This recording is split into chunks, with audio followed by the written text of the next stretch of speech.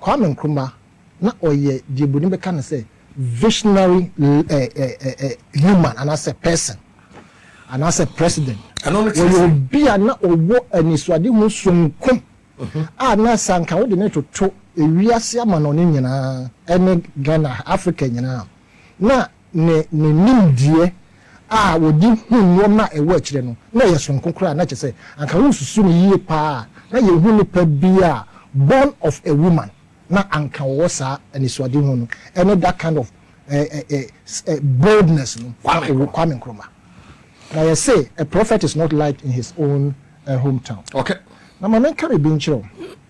When you say topics were na Kwame Nkrumah ni suno. Ansana ombe pam na fi Ghana na unimdie eyema Ghana ni unimdie eyema Africans. Inti na first we nim say say nipa wunya baabi edi wutitu. Okay.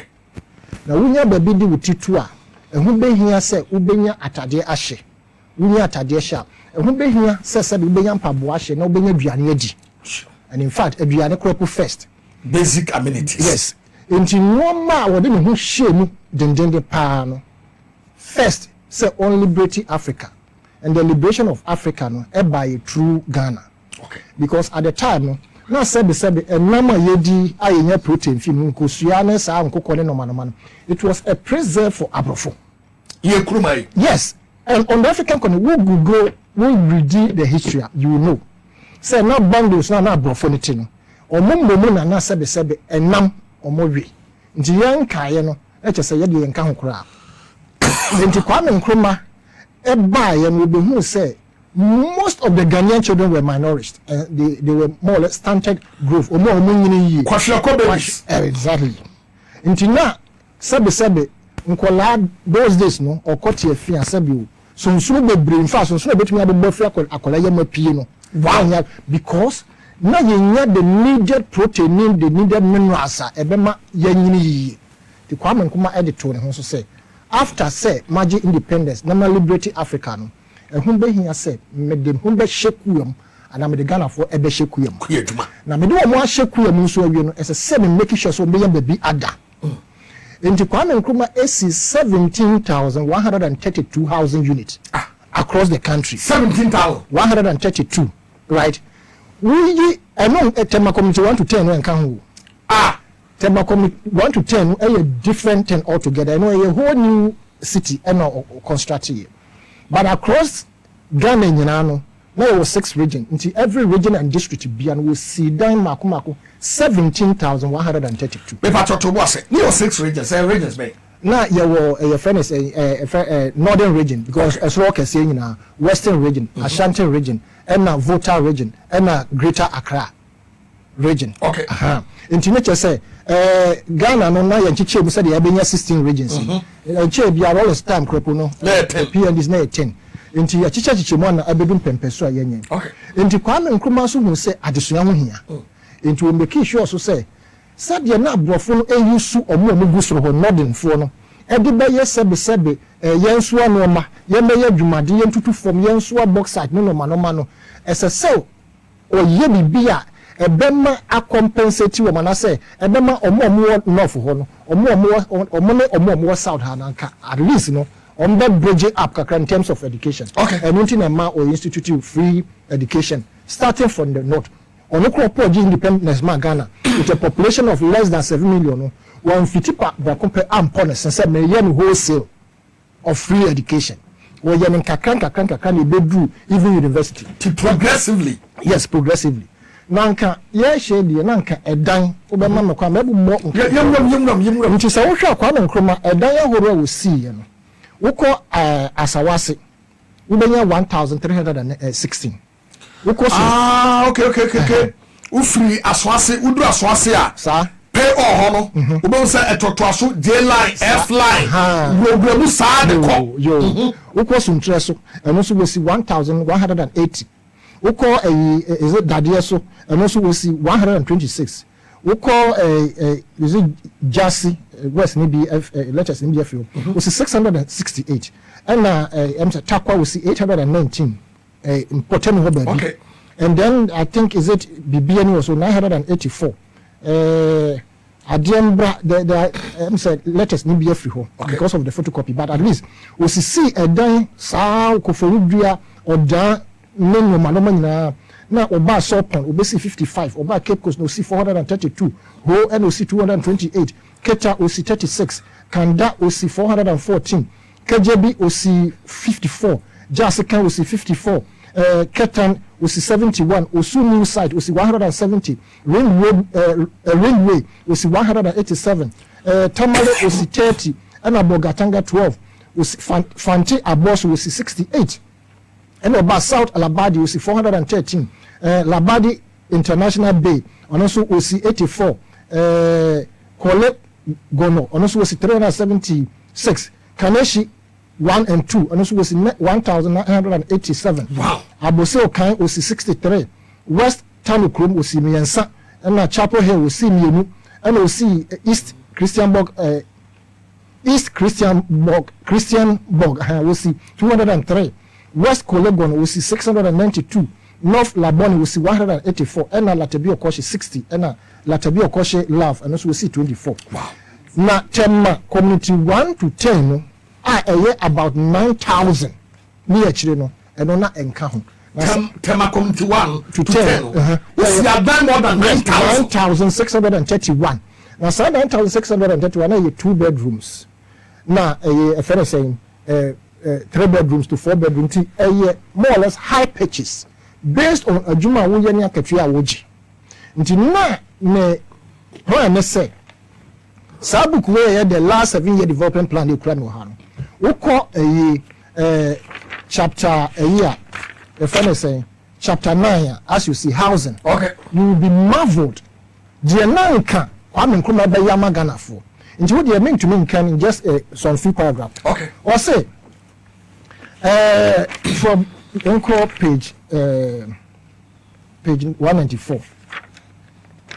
Okay, okay. The way a master Texas a year Juma developer man.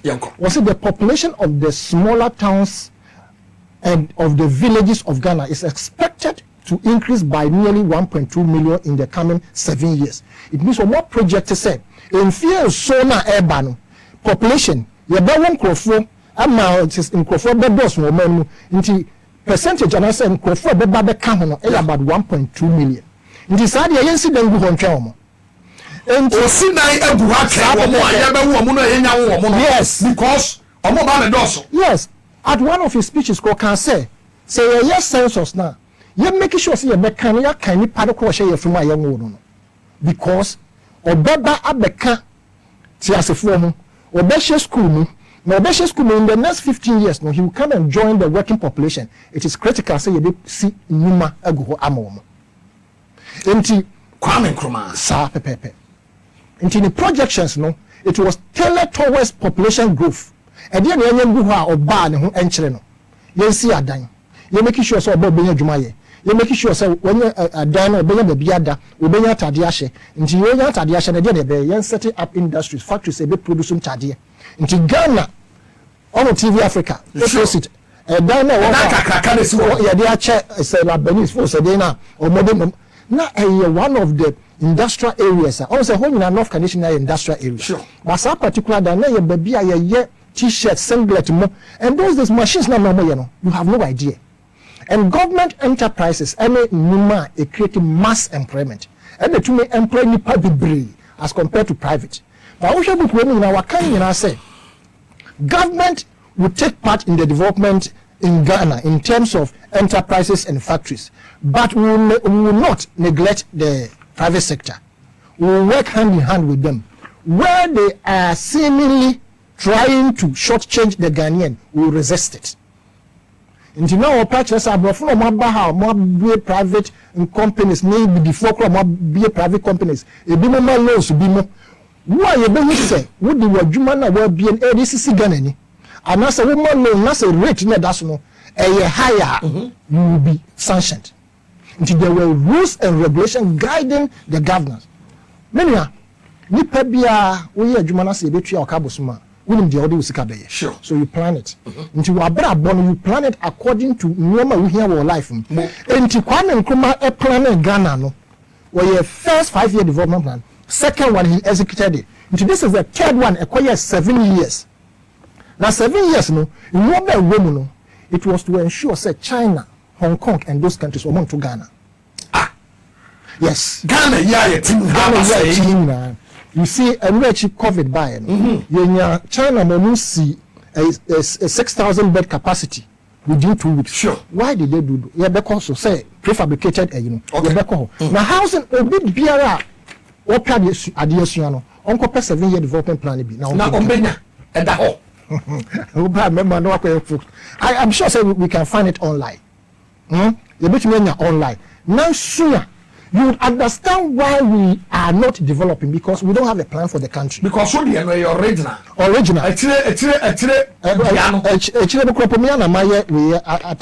okay. But we in 1963, for instance, 64 now plan in 1970.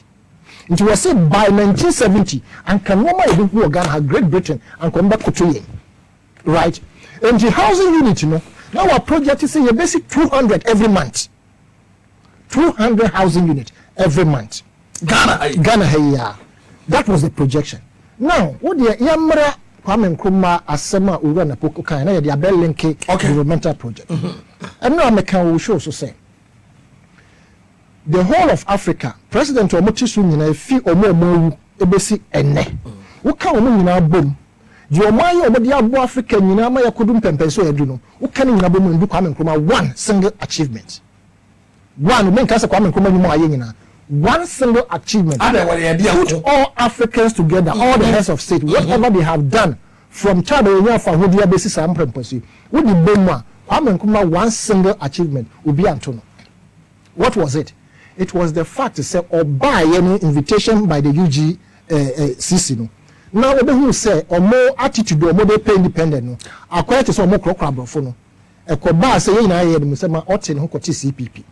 Now, some other thing, Nkrumah Prempe, Santine. Now, also he had a hand in it, because now Nkrumah briefing say Ghana no Kitwa Biu. Now say independent idea Momon Kahu. Transporter to Goland to Monkahu. Not independent Asante region Kahu. Then transporter to Goland. Air water region. Yes. Nanka. Okay. Northern Territory and Kahu.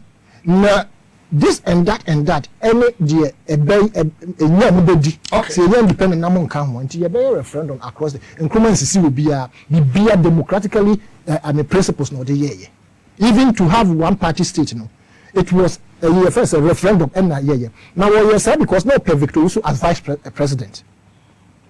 That was the idea. Now what it is that Kwame Nkrumah can win in our boom, and will say, okay, so see a young independent. Into young independent, the amount of all African leaders put together and say, okay, when you are independent, Ghana, number one. Okay. Now, because of the independence that Ghana and no black emancipation in America, or more agitation, a very strongly, ignited. No more say, black emancipation, but until Kwame Nkrumah independence, Ghana no. Nah, or more but some way because you cool or more a more saying na but in Nkrumah secure independence, Ghana, the black man is capable of managing his own affairs, just like Kwame Nkrumah Kayen. Until they were all aroused and almost shared the black emancipation as it. But you see, the ancient Americans say a chair or money say, Famudi easy. Yeah. Kwame Nkrumah before so more permanent free hand. Now, 37 African countries are starting to be corrected, no more independence. Through the effort of Kwame Nkrumah and Ghana, through the supply of ammunition, training, funds, everything. Why the supply ammunition? Ghana through Kwame Nkrumah. Yeah. Russia was helping. Yeah, me ammunition so Nkrumah. Catch you. Yeah, me your soldier for you to your cry. Encore at training. Me say guerrilla fight at Ghana, Kwame Nkrumah, Ghana training all these guerrilla fighters on Mufi Abanone Ebayen. We train them and he urged them to be consistent and more like they should forge ahead. Into the leaders were coming. Mugabe Munina Baye. Into Nyarere. Time and come vote for the African unity now. Nyarere Mufi said Kwame Nkrumah no pay Africa for himself. Before saying Nyarere will be Obaha and Obeka said we didn't know what the man stood for. because we all opposed him. We thought that he wanted Africa for himself, but now we see, right? Into liberation of Africa alone, liberation of the UP, liberation of Napo, all these to put together, Africa fully this now. It was Kwame Nkrumah's fire that sparked the liberation of Africa. That singular achievement. Misaka number 2 achievement. And nobody, it has never happened in the whole world. And they say, Kwame Nkrumah is the biggest or the largest man-made lake in the whole world. So say, I China for yebi. In this we I can't tell. From what I'm hearing, it be a best watching voter lake. But Kwame Nkrumah was the first human who sad in Swadi. Now, when you and you saw your dam nekeke. When you and you saw pine so money trekeke. Or say, as I say a day, I drink a goon soon. It will be the biggest fish pond across the globe. Into a setting up committee. And raising fingerlings, different types. And goo flower soon. They said, now what you want us to do and then free flower soon. Carl who said that is the fish pond of Kwame Nkrumah. And now my name will free flower. Water lake. Meaning your Kwame Nkrumah is what do our tea committee when you raise different types of fingerlings and you do goons to stock it. To give us protein. Kwame Nkrumah is what and the next 1 million years to come. So your asteroid being about the voter league now saying I dream about in the next 1 million years to come. Kwame Nkrumah but so why voter league no way and bagaya kwa nsuerubia and a kumni pay. One fancy Sebianto. Oh, they should share to one kind book. And she shared that I think sir the voter league, the voter river project. 203. Okay. Now page 203. Now can kaya. Uba who she share the buho. And she share it to say, yeah, Baba make sure sense you and coca. Yeah, sure you be a yanwa.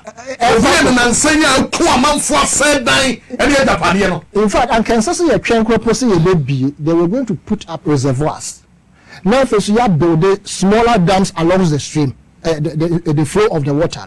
I bet continue in Sunibi. They send the generative power almost every district and your lighter a BBA AC. In fact, it is stated in this book. And no super produce another. Yes. Yes. No Exactly. One of such is the poem. In Chankomo Bay, the idea and everything was there. Okay. Mr. Champion the everything a champion did was through Kwame Nkrumah vision na blueprint na that one. Wow. But only a blueprint plan to develop a country. And Crawford's also buy also plan to develop a country. So they have developed. When so and also no be I'm telling you. Last prophecy about Mukrano and Kofi was some people for exactly the case. Any hotel yeah. Blueprint or buy develop Ghana. No, it was to develop Ghana into their pocket and their family. Sure. Compared to another 5 and 7 years successive development plan.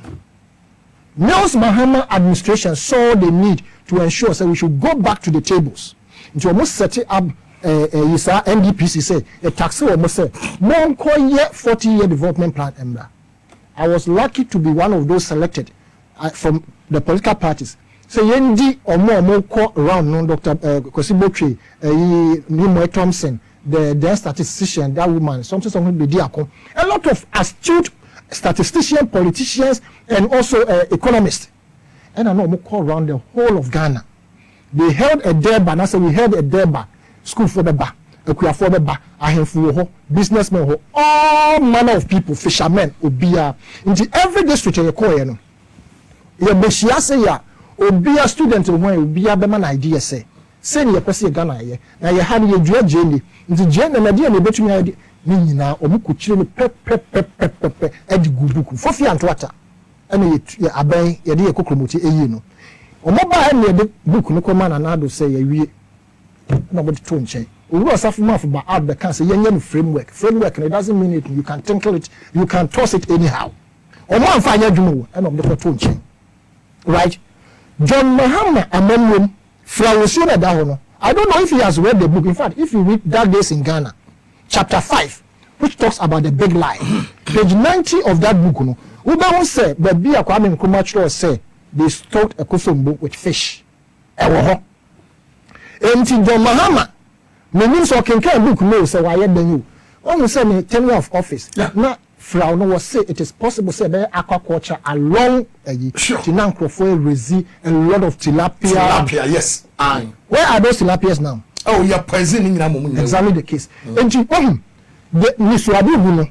I buy we buy and poison. Right. And Niswadi Huno, Kwame Nkrumah, you can never, nobody. Don't forget, he was the most powerful president ever on the across the globe, not just the continent of Africa. And we are seeing now, because the American president at the time, J.F. Kennedy, I 2 years, we 2 years per economy. He was the close confidant to Kwame Nkrumah.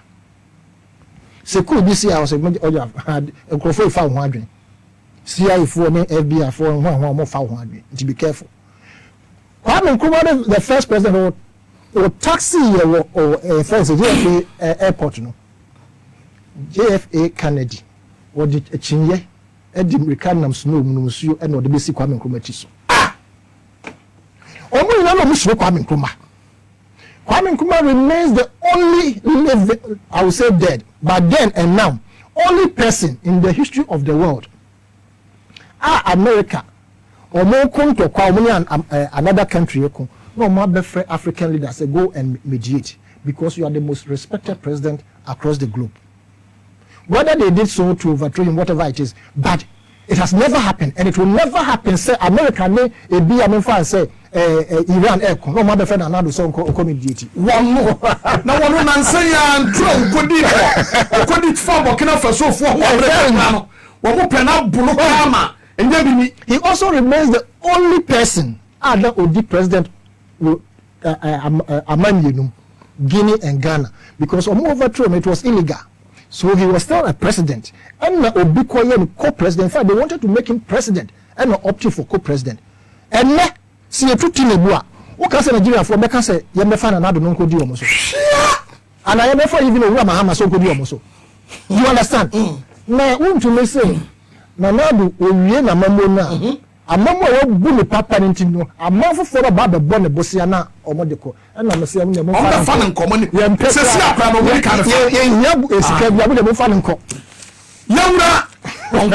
other side near shit. And then we're Ghana.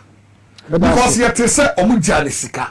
But one day, Nkrumah, until say, Yedi Tunu, because of every year to the crown. Sikabe Bebe di Jano and San Okono.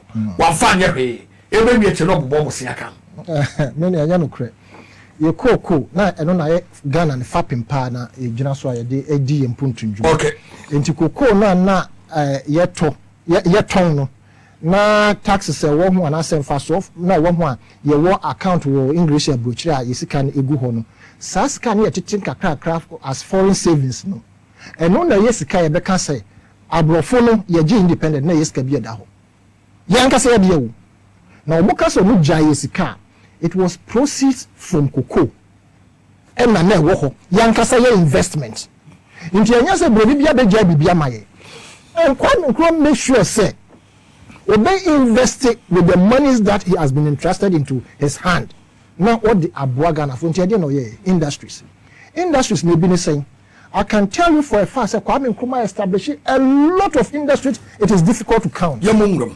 Now, industries, no. What the bonus of kind industry, Kwame can no ma or ye any. And Yenya Accra Tema motorway. The best motorway. Yes, Yenya Accra Tema rail line. Yenya Adobe Bridge. Yenya Kosombo Dam. Yenya Commander Sugar Factory. Yenya Asuchari Sugar Factory. Yenya Ghana Air Force. Yenya Ghana Airways. Yenya Ghana Film Unit. And TV trainer. Yenya Ghana Navy. Yenya Ghana Nautical College. Yenya Ghana TV Network. Yenya Tema Boatyard. Tema Boatyard near the Kanwasem. No, okay, you bet me I can say because my drew. Yeah. Ghana used to export. Video. I said, okay. Ghana used to export. Normally, I write up. We call Ghana a graphic online. And you see all those history there. Ghana, na Kwame Nkrumah SC, ye takwa report you ho my ye BBI to say. nti na yanka say e boat ene yacht mo na yetumi ye ma America elder a boat a ship boat yes yo and the chenam kura okay nti na America our boat was so strong so well made that America elder Liberia yes supply omo other countries na omo ebeto boat ni fi ha nti na demand was so high Ghana yes nti eno na force Kwame Nkrumah na ema ne be temamu about 40,000 square kilometers and you see all these dry docks no sir you know baby e be hye boat you be pam your boat and say be hye boat nti efe de na ye steel boats ahoro na demand was so high and we were supplying to the outside world and now your boat ship no kwanye ni bi nti the preparation was such that yanka se ye be a ship by the normal efi Ghana ha e de ko Germany was demanding for Ghana to supply them right Germany omo aso sesi ya no technical people omo the technology ye no omo de yensa no dwuma Germany ka ho pa but at the time they were eager to get product from Ghana. Holland were ordering about 3,000 pieces of Ghana made shoes every month. T-shirt they singlet US we were supplying them. Where you factory no jute factory where you about 800,000 yes motor de be cocoa near bro ne mole sa no no enu ni o titemre mu Kwame Nkrumah bresu enu na wo ho no these places are still available and you can cocoa water from Ivory Coast sa pepe na wo ba so connection men no mu no me boarding abeye the number of people no bi ho mo yadwo yeah this is how to build a nation this is how to create employment. If you rely on the private sector, your country will collapse. Merge with them. Moment participate, now buy and regulate. But it is critical, said the biggest spender of the taxpayers' money, invest in enterprises a day, mass employment. That is how come in 1973, because of Nkrumah, now we were exporting teachers.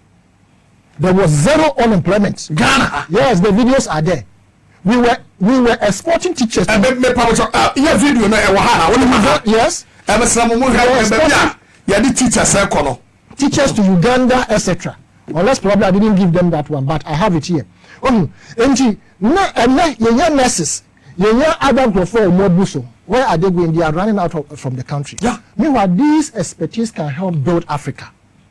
Into Kwame Nkrumah factories ahoro we see we see silos we see hose yanka say ye be kura ye koko dey wahini we will be a motorway no will be a motorway for the that's 1965 there about signboard no ho no yeah now you say motor engine lower than is this something capacity you don't ply on it and not plug yamu nyina nam so the laws are not working. Somebody may say, so I chose engine capacity be a certain level. You don't ply on that road because a motorway, high speed, that's where not this one. Mummy is joking. As Pragiakra, I can't say more fast cropono. I'm no magic kind of fact.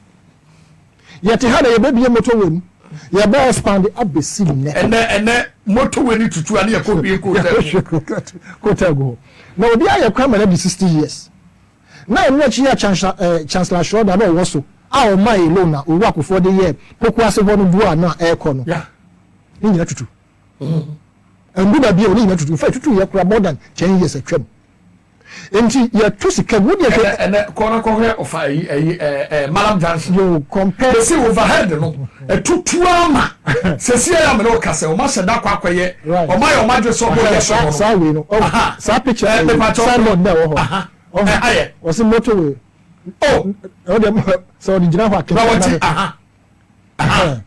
what no left drivers, tractors, motorcycles under 50cc. Mobs, pedal cycles, invalid carriages, pedestrians, animals. You have no way so they apply on the motorway because it was the motorway. Pedestrians, yes, and I'm not yet channel was yes. na say one the na issue and then issue na car fa ho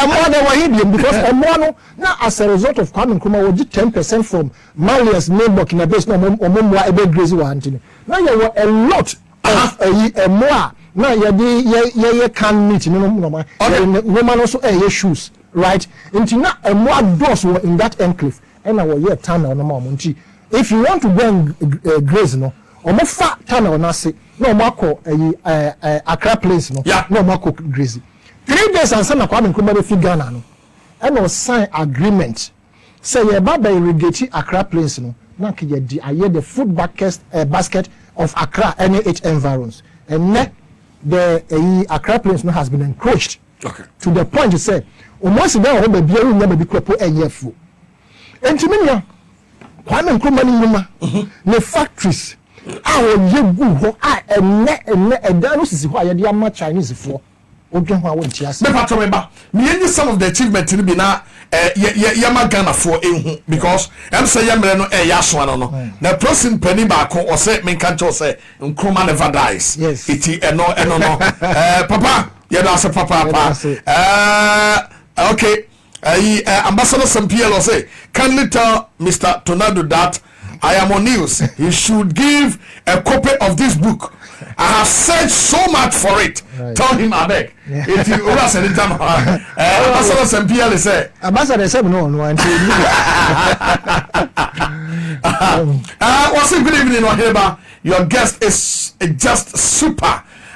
Was it at the time of independence? Ashanti also included Bro Ahafo, yes. Eastern region also included the current Greater Accra region, also included the current Central region. That's Thomas Mensah-Moni Tamale, Northern region, and our day Ebai. So, very much thank you. Well, say good evening. Greet our brother and my very good friend. I beg you, Koku Shebu Ewoseri, and our day we so Ebai. So we are still on it. Yamungramu. I'm so big Mike video. One day I didn't send me now. Mike, one day I'll send me when you into Menka will say we got the Sugakope Bridge over the Volta to I don't know, but to Togo, Volta Togo. Yes, and the rest. Yes. Also now trans Volta Togo no more Omu so much. Until it was necessary to connect them. That is how Kwame Nkrumah built that facility. You lie. Me lie say. Some funny to some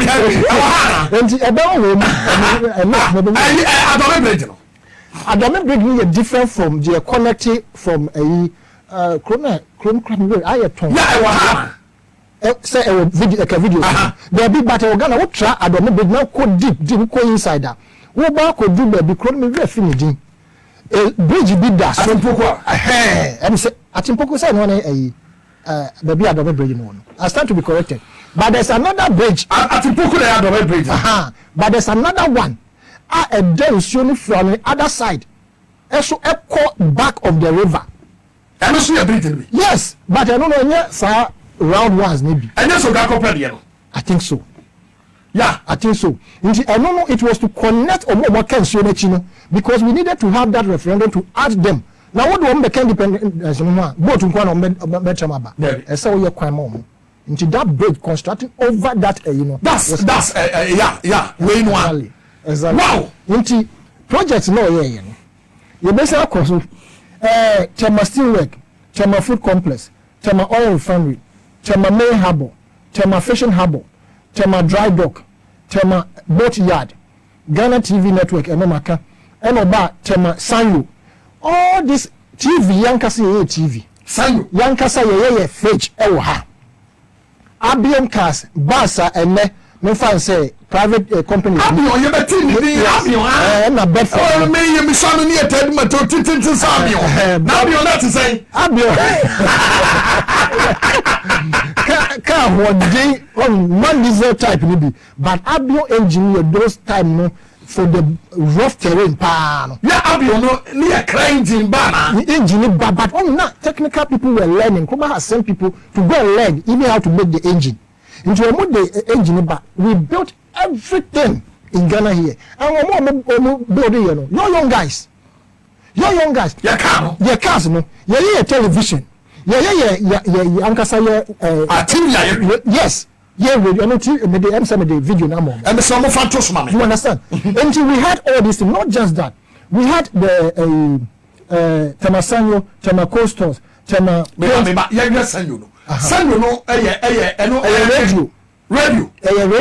And I sang you so you're on TV. Yes. Yeah, my force on me or your son. You know, Yankasa, your yellow gun had the beer. Abrofo Philips efi omo friend saying omo base eba be inspect what we are doing in Ghana regards technology about telecommunication. Nkrumah make sure your station at the time no sa badjibu no ye tin wo wiase nyina. Nkrumah said Ghana radio. Yes, it was everywhere. GBC 1 and 2 everywhere. You understand?